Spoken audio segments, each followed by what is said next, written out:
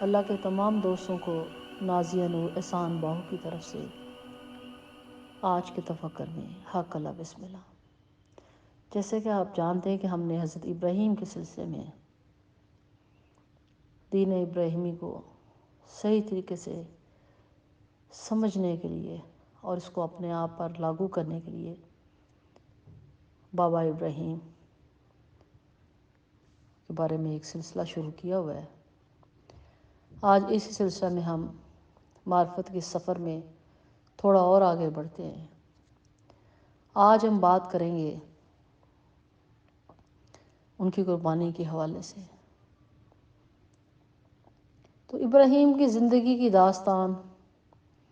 دراصل مالک جل و جلالہ اور بندے یعنی ابراہیم کی دوستی کی وہ بے مثال داستان ہے۔ عشق لازوال کی یہ ایسی کہانی ہے، ایسے ایسے دل فریب مرحلوں سے گزری ہے یہ کہانی کہ قیامت تک آنے والی نسلیں اس کو پڑھتی رہیں گی، سنتی رہیں گی اور اشش کرتی رہیں گی۔ میں باپ اور پورے معاشرے کے مظالم کا شکار ہونے کے بعد جب اللہ تعالیٰ نے ابراہیم کو آگ کے الاؤ سے بغیر کسی نقصان کے بچا لیا اور حکم دیا کہ اب اس گلے سڑے ماحول سے ہجرت کر جاؤ، تو ابراہیم نے ہجرت کے سفر پر روانہ ہوتے وقت انتہائی بیچارگی اور بے بسی کے عالم میں اپنے رب کے حضور دعا کی کہ اے پروردگار مجھے ایک بیٹا عطا کر جو صالحین میں سے ہو۔ سورہ صفات کی آیت نمبر 100 میں یہ لکھا ہوا ہے، یہ دعا کہ اے پروردگار مجھے ایک بیٹا عطا کر جو صالحین میں سے ہو۔ یہ دعا مانگ کر آپ اللہ کے حکم کی تعمیل میں ہجرت کے سفر پر روانہ ہو گئے۔ کئی سال تک جنگلوں، پہاڑوں، وادیوں اور صحراؤں میں تکلیفیں اٹھائیں، مگر اللہ کی وحدانیت کی تبلیغ کا کام جاری رکھا اور تقریباً تورات کے مطابق 85 برس کی عمر کے لگ بھگ جو ہے اللہ تعالیٰ نے آپ کو بیٹا عطا کیا۔ اور اسی کو ہم اگر انالیسس کریں تو بڑھاپے یعنی اللہ کے حکم تھا جب بیٹے کا نام جو ہے اسماعیل رکھا گیا، تو بڑھاپے میں ملی ہوئی اس اولاد پر ابراہیم کتنے خوش اور اللہ کے کتنے شکر گزار ہوں گے، اس کا اندازہ کرنا کوئی مشکل کام نہیں ہے۔ مگر مالک اور بندے کی دوستی کی داستان میں ابھی عشق کے کئی امتحان باقی تھے۔ بچے کی پیدائش کے کچھ عرصے بعد حکم ہوا کہ اس کو اور اس کی ماں کو ایک ایسی وادی میں چھوڑ دو جہاں گھاس کا ایک پتا تک نہ اگتا تھا۔ اور پھر جب یہ اکلوتا بیٹا چلنے پھرنے اور دوڑ دھوپ کرنے کے قابل ہو گیا تو اگلا امتحان آن پہنچا۔ امتحان کے اس مرحلے کو قرآن میں یوں بیان کیا گیا ہے۔ سورہ صفات کی آیت نمبر 100 تا 111 میں اس کو اس طرح بیان کیا گیا ہے، جب وہ لڑکا دوڑ دھوپ کی عمر کو پہنچ گیا تو ایک روز ابراہیم نے سے کہا، بیٹا میں خواب میں دیکھتا ہوں کہ میں تجھے ذبح کر رہا ہوں، اب تو بتا کہ تیرا کیا خیال ہے۔ اس نے کہا، ابا جان آپ کو جو حکم دیا جا رہا ہے آپ اسے کر ڈالیے، آپ مجھے انشاءاللہ صابروں میں پائیں گے۔ آخر کار جب ان دونوں نے سر تسلیم خم کر دیا اور ابراہیم نے بیٹے کو ماتھے کے بل گرا دیا تو ہم نے ندا دی کہ اے ابراہیم تو نے خواب سچ کر دکھایا، ہم نیکی کرنے والوں کو ایسی ہی جزا دیتے ہیں۔ یقیناً یہ ایک کھلی آزمائش تھی اور ہم نے ایک بڑی قربانی فدیے میں دے کر اس بچے کو چھڑا لیا اور اس کی تعریف و توصیف بعد کی نسلوں میں چھوڑ دی۔ سلام ہے ابراہیم پر، ہم نیکی کرنے والوں کو ایسی ہی جزا دیتے ہیں، یقیناً وہ ہمارے مومن بندوں میں سے تھا۔ قرآن مجید کا اعجاز یہ ہے کہ وہ بڑی سے بڑی بات اور بڑے سے بڑے واقعہ کو انتہائی سادگی سے بیان کرتا ہے۔ جوں جوں پڑھنے والا غور کرتا ہے، تفکر کرتا ہے، اس کلام کی خوبصورتی اور اس واقعے کی اہمیت کے مختلف پہلو جو ہیں اس پر واضح ہوتے چلے جاتے ہیں، روشن ہوتے چلے جاتے ہیں۔ آئیے ذرا قربانی کے اس عظیم واقعہ کے چند جو ہے آسپیکٹس پر، چند پہلو پر نظر ڈالیں۔ پہلا جو امپورٹنٹ پوائنٹ ہے وہ یہ ہے کہ ابراہیم خلیل اللہ کو جب اللہ کی طرف سے اسماعیل کی قربانی کا حکم خواب کے ذریعے دیا گیا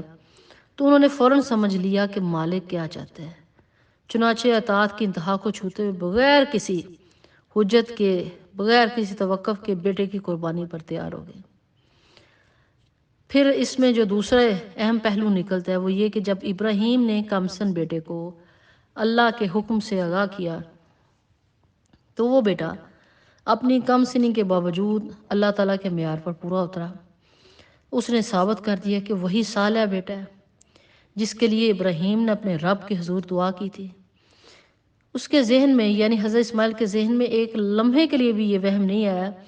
کہ باپ کا خواب محض خواب بھی ہو سکتا ہے، اور ممکن ہے کہ اللہ تعالیٰ در حقیقت یہ بات نہ چاہتا ہو کہ اسماعیل کی گردن پر چھری چلے، پیغمبر کے بیٹے نے، جس کو خود پیغمبری ملنے والی تھی، فوراً سمجھ لیا کہ یہ پیغمبر کا خواب ہے اور یہ اللہ کے حکم کے سوا کچھ نہیں ہو سکتا، اور اللہ کے حکم پر ایک صالحہ بیٹے کا رد عمل سوائے مکمل اطاعت کے اور کچھ نہیں ہونا چاہیے۔ چنانچہ اسماعیل نے کہا، ابا جان، آپ کو جو حکم دیا جا رہا ہے آپ اسے کر ڈالیے، آپ انشاءاللہ مجھے صابروں میں پائیں گے۔ اس طرح جہاں ابراہیم نے یہ مثال قائم کی کہ ایک مومن باپ کس طرح اپنے اللہ کی رضا کی خاطر اپنا سب کچھ قربان کر دیتا ہے، وہاں اسماعیل نے قیامت تک آنے والے بیٹوں کے سامنے یہ نمونہ پیش کیا کہ ایک صالح بیٹا کس طرح اپنے اللہ اور اپنے باپ کی اطاعت میں اپنی گردن پر چھری چلوانے کے لیے تیار ہو جاتا ہے۔ سلام ہو ان عظیم باپ اور بیٹے پر۔ اور یہ جو اللہ تعالیٰ فرماتے ہیں، تیسری جو اس میں پہلو نکل رہا ہے کہ ہم نے ایک بڑی قربانی فدیے میں دے کر اس بچے کو چھڑا لیا، بہت گہرے مفہوم کا حامل ہے۔ فدیہ کس کا دیا جا رہا ہے؟ تاریخ کی سب سے بڑی قربانی کا، اللہ کے دوست کے بیٹے کی جان کا۔ دیکھیں، میں پھر آپ کو یہ بات جو ہے دہرا رہی ہوں کہ یہ جو بات کی نا کہ ہم نے ایک بڑی قربانی فدیے میں دے کر اس بچے کو چھڑا لیا، اس میں گہرا جو ہے ایک مطلب ہے، اس کا تفکر کریں اس پر کہ فدیہ کس کا دیا جا رہا ہے؟ اللہ کے دوست کے بیٹے کی جان کا۔ اس قربانی کے پیچھے ایسا خلوص کار فرما تھا جو کبھی کسی قربانی کے پیچھے نہ تھا۔ اتنی بڑی قربانی کا فدیہ صرف یہ نہ تھا کہ اس کو ایک دمبے سے بدل گیا تھا، بلکہ اس کا فدیہ یہ تھا کہ اللہ تعالیٰ نے اس کی تعریف و توصیف بعد کی نسلوں میں چھوڑ دی۔ دوسرے لفظ میں قرآن یہ کہہ رہا ہے کہ اللہ نے قیامت تک آنے والے مومنوں پر واجب کر دیا کہ وہ خلیل اللہ کی سنت کو دہراتے رہیں۔ اور چوتھا جو اہم پہلو ہے وہ اس طرح سے کہ اللہ تعالیٰ فرماتے ہیں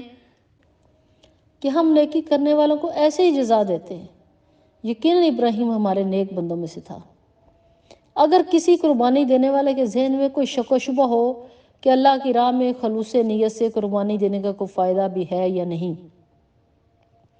کہیں ایسی قربانی رائے گاں تو نہیں چلی جاتی، ایسے تمام لوگ ابراہیم کی قربانی کے صلہ پر غور کریں، تفکر کریں اس پر کہ جب آپ نے اللہ کے حضور اللہ کا بندہ بن کر قربانی پیش کی تو اس قربانی کو ایسی عالی شان قبولیت ملی کہ اس واقعہ کو قیامت تک زندہ جاوید کر دیا گیا۔ اسی طرح جب مومن اللہ کے حضور اور اللہ کی راہ میں جہاد کرتا ہے، وہ اپنی جان کا نذرانہ پیش کرتا ہے، تو اس قربانی کے صلے میں اس کو حیات جاودانی عطا کر دی جاتی ہے۔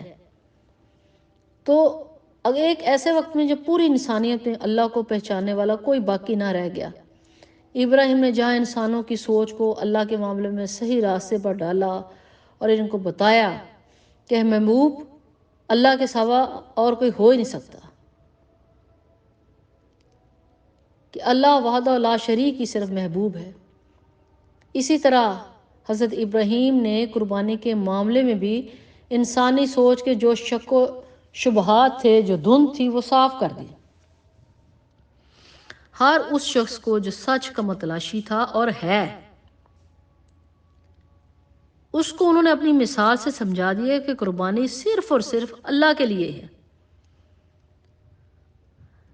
اللہ قربانی پیش کرنے والے کی نیت اور اس کے خلوص کو دیکھتا ہے۔ قربانی کے اس تصور نے مومنوں کی جو توہمات تھیں اور خوف پر مبنی قربانی کے عمل کو سے وہ ہمیشہ ہمیشہ کے لیے اس کو آزاد کر دیا، اور مومنوں کو اللہ کی محبت پر مبنی قربانی کا سبق پڑھا کر ایسی روحانی پختگی عطا کی کہ وہ اپنے مالک اور خالق کا صحیح مقام پہچان کر اپنی نفسانی خواہشات اور اپنے سفلی جو ہے جذبات کی قربانی پیش کریں۔ اصل مقصد قربانی کا آپ سمجھیں کہ اپنے مالک خالق کا صحیح مقام پہچانے اور اپنی نفسانی خواہشات اور اپنے جو سفلی جذبات ہیں اس کی قربانی پیش کریں، تاکہ ان کی شخصیت کا وہ خوبصورت پہلو اجاگر ہو سکے جو ان کے اللہ کے خلیفہ ہونے کی پہچان ہے۔ یعنی انسان اپنے آپ کو پھر پہچاننے کے قابل ہو جاتا ہے کہ واقعی وہ اللہ کا نائب ہے، اور یہ وہ مقام ہے جہاں پہنچ کر انسان پکار اٹھتا ہے کہ اِنَّ صَلَاتِي وَنُسْكِي وَمَحْيَايَ وَمَمَاتِي لِلَّهِ رَبِّ الْعَالَمِينَ۔ سورہ انعام کی آیت نمبر 162 کا ترجمہ یہاں پڑھ رہے ہیں۔ بے شک میری نماز، میری قربانی، میرا جینا، میرا مرنا سب اللہ تعالیٰ کے لیے ہے جس کا کوئی شریک نہیں۔ تو ایک طرف اللہ تعالیٰ نے انسان کی رہنمائی کے لیے اس کے اندر ایک نظام فٹ کر دیا، پھر اس کی مدد کے لیے نبیوں اور کتابوں کا سلسلہ بھیجا۔ دوسری طرف شیطان انسان کو گمراہ کرنے کے لیے مسلسل اس پر آگے سے، پیچھے سے، دائیں سے، بائیں سے، اوپر سے، نیچے سے حملے کرتا رہتا ہے، اور ہر وقت اس کی یہ کوشش ہوتی ہے کہ انسان کی حق کی تلاش کی سفر میں مسلسل اس کو منزل سے ہٹاتا اور گمراہ کرتا رہے، اس طرح کہ اول تو وہ اللہ کی عبادت ہی نہ کرے، اور اگر عبادت کرنے پر مصر رہے تو اس کی عبادت کو اس طرح مسخ کر دے، اس کو غیر اللہ کی عبادت کے ساتھ اس طرح غلط ملت کر دے کہ انسان کی ساری نیکیاں ضائع ہو جائیں۔ تو انسان اور اس کے خالق کے درمیان تعلق کے اظہار کی جہاں عبادت کی دوسری کئی شکلیں ہیں، وہاں اللہ کی راہ میں قربانی کا سلسلہ بھی ہمیشہ سے جاری ہے۔ قربانی کا مقصد دراصل یہ تھا کہ بندہ اپنے جو سفلی جذبات ہیں، جو اپنے حیوانی جذبات ہیں، ان کی قربانی دے کر اپنے مالک کی قربت اور خوشنودی حاصل کرے۔ لیکن بندوں نے شیطان کے زیر اثر آ کر تاریخ کے مختلف ادوار میں قربانی کو بھی مختلف شکلوں میں مسخ کر کے رکھ دیا۔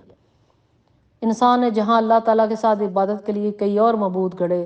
وہاں اس نے چاند، سورج، ستاروں، کئی دوسرے دیوتاؤں، دیویوں کے سامنے ہر قسم کے جانوروں، انسانوں کی قربانیاں پیش کرتا رہا۔ چنانچہ انسانوں کی تاریخ میں قربانی کا سلسلہ خالص اللہ کے لیے قربانی دینے کے اعلیٰ جذبے سے لے کر ہزاروں جھوٹے اور جعلی معبودوں کے لیے نظر نیاز دینے کے مسخ شدہ عمل کے درمیان جھولتا نظر آتا ہے۔ لیکن حضرت ابراہیم نے اپنے قربانی کے فلسفے کے ذریعے یہ بات روز روشن کی طرف واضح کر دی کہ اللہ تعالیٰ نے ہر امت پر قربانی جو ہے فرض کی،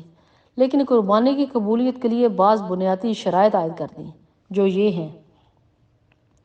قربانی صرف اور صرف اللہ کے لیے پیش کی جائے، غیر اللہ کے لیے نہیں۔ قربانی پیش کرنے والا صرف اور صرف ایک خدا کو مانتا ہو، اسی کا مطیع اور فرما بردار ہو، عاجزانہ روش اختیار کرے، اور جب اللہ کا ذکر سنے تو اس کا دل کانپ اٹھے۔ قربانی پیش کرنے والا مصیبت میں صبر کرے، نماز قائم کرے، اور جو رزق اللہ نے دیا ہے اس میں سے اللہ کی راہ میں خرچ کرے، اور عزیزوں، رشتہ داروں اور اللہ کے دوسرے بندوں کے حقوق جو ہے وہ پورا کرے۔ تو یہ قربانی کا ایک بنیادی جو ہے فلسفہ تھا کہ قربانی کا مقصد کیا ہے، قربانی ہم سے چاہتی کیا ہے۔ تو اس کو میں نے یہاں پر ایک مختصر طریقے سے کھولنے کی کوشش کی ہے۔ تو یہ ہم پہ بھی لازم آتا ہے کہ ہم قربانی کے اس فلسفے کو مزید سمجھیں، اس پر غور و فکر کریں، اور اس کو انفرادی طور پر اور اجتماعی طور پر اپنی زندگیوں پر لاگو کریں۔ آج کے تفکر کے لیے نازیہ نور احسان بہو آپ سے اجازت چاہتی ہے۔ انشاءاللہ اگلے پروگرام میں ہم اسی سلسلے میں مزید گفتگو کریں گے۔ تب تک کے لیے فقیر نازیہ نور احسان بہو کو اجازت دیجیے۔ حق اللہ، بسم اللہ۔